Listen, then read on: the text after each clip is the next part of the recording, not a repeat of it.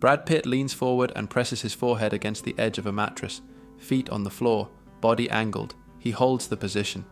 That scene wasn't invented for a movie. It's a real Formula One training exercise, one used by professional drivers to build the specific neck strength their sport demands more than almost anything else. Here's why it works, and here's the full system built around it. In a single corner at Monaco, a Formula One driver's head and helmet, weighing about 7 kilograms, briefly becomes 40 kilograms. That force hits 5 or 6 times every lap, for over an hour.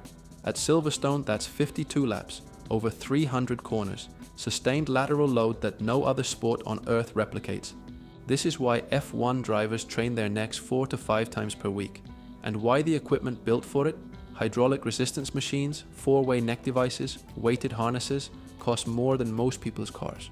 The training has 2 distinct goals. The first is raw force production, the ability to resist peak G-load through the fastest corners on the circuit. The second is muscular endurance, maintaining that resistance across an entire race without the neck fatiguing. Those are 2 different physical qualities, but both build muscle and can be performed without a gym or special equipment. Here's how. Start with the exercise from the film, because it's the most important one and the most overlooked. Stand in front of a bed or any padded surface at roughly hip height. Lean forward and press the forehead against the surface. Feet stay on the floor.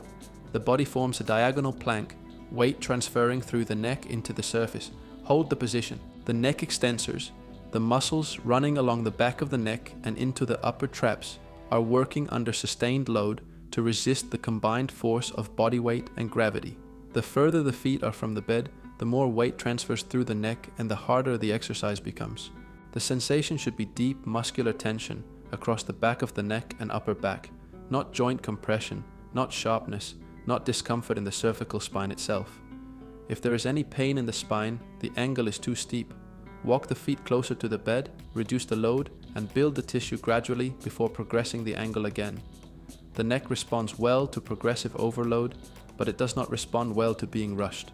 This directly replicates the training stimulus F1 drivers need most, not peak force, but sustained resistance over time. The ability to hold position under load across hundreds of corners without the muscles fatiguing.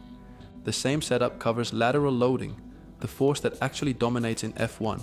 Press the right side of the skull against the surface. The left lateral flexors are now under load. Hold for the same duration. Switch sides. 3 positions, 3 planes. The full picture of what a racing driver's neck endures across a single race. For progressions, start with feet closer to the bed. Walk them out gradually over weeks.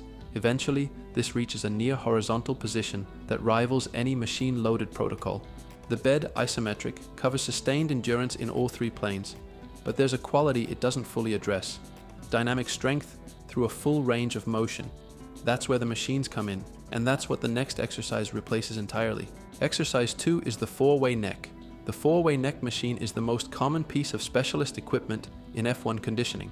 It delivers resistance in 4 directions: flexion, extension, left and right lateral flexion, through a full range of motion with consistent load throughout the entire movement. A resistance band looped around something sturdy replicates this exactly. Use a folded towel between the band and the head for padding. This distributes pressure across the skull and makes the exercise fully comfortable to perform. The band should sit across the forehead, not across the top of the skull, to keep the load positioned correctly for each direction. Facing away from the anchor, the band pulls the head backward, and the neck flexors resist through the full range. Facing toward the anchor, the extensors resist forward flexion. Facing left or right covers lateral flexion in both directions. 10 to 15 controlled reps per direction. The movement should be deliberate. Slow into the resistance, slow back. Any jerking or use of momentum shifts the load away from the neck and defeats the purpose. Here's a useful cue. Imagine the movement happening 1 centimeter at a time. The neck does the work on every single rep, through every degree of motion. Start with a light band. The neck is easy to overload in the early stages, and it gives clear feedback when that happens. Build the rep count to 15 clean reps before increasing resistance. This covers dynamic strength across all 4 planes. But there's a third quality: peak force production under heavy load. What happens when a driver hits the hardest braking zone on the circuit? That requires something different, and the next 2 exercises address it. For exercise 3, Formula One drivers use weighted neck harnesses to load the neck under heavy resistance. head hanging forward against gravity with added plate weight. The wrestler's bridge replicates this using only the floor. Lying on the back, feet planted, hips driven upward, then the weight shifts from the shoulders onto the back of the skull. The neck extensors are now supporting a significant portion of total body weight through full extension. No harness, no plates. The same loading pattern, using the body itself as the resistance. This exercise has been used by combat athletes for over a century. Wrestlers and grapplers, for example, have trained this movement for exactly the same reason Formula One drivers now train it. The neck has to sustain peak force under load without warning, repeatedly. That is the bridge's specific purpose. Approach it in stages. Start against a wall, standing with the back of the head pressed against the surface, loading the extensors gently and building familiarity with the sensation. If you're finding value in this, do me a favor and hit subscribe. I've got more unconventional training methods coming that'll change how you think about building strength.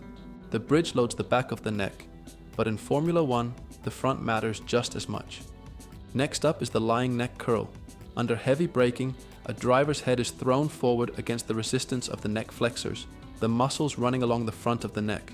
That is a completely different demand from cornering load, and it's the one gap the previous 3 exercises don't fully close at the peak force level. Lie on the back on a flat surface. A bench or the edge of a bed works well.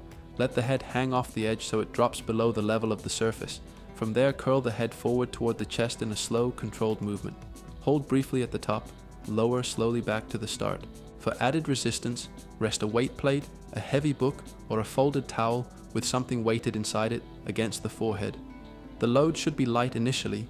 The neck flexors are rarely trained directly, and they fatigue quickly when first introduced to this stimulus. This is the direct counterpart to the wrestler's bridge. The bridge develops peak force in extension, the back of the neck resisting the head being pulled sideways. The lying neck curl develops peak force in flexion, the front of the neck resisting the head being thrown backward. Together, they complete the picture of what an F1 driver's neck is being asked to do in every single race. 10 to 12 slow reps per set, 3 sets, no momentum. The chin should travel toward the chest and away from it with full control throughout. Run these 4 exercises 3 to 4 times per week. For the bed isometric, 3 holds per position, 20 to 30 seconds each, all 3 planes every session. For the band 4-way, 3 sets of 12 to 15 reps per direction. Build to 15 clean reps before increasing band resistance.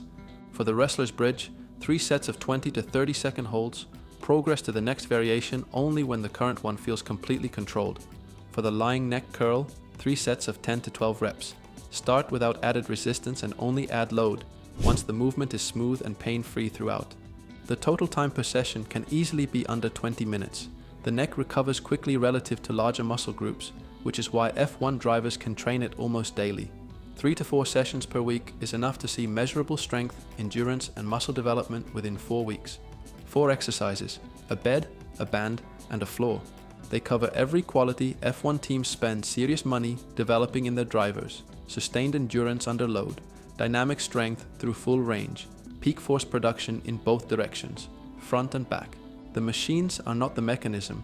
Resistance applied to the neck in a controlled direction over time, that is the mechanism. The equipment is only one way to deliver it. That principle doesn't stop at the neck. If applying it to the full body is what you're after, my No Gym Warrior program in the description below is a 12-week program built on exactly that foundation. No machines, no gym, no excuses.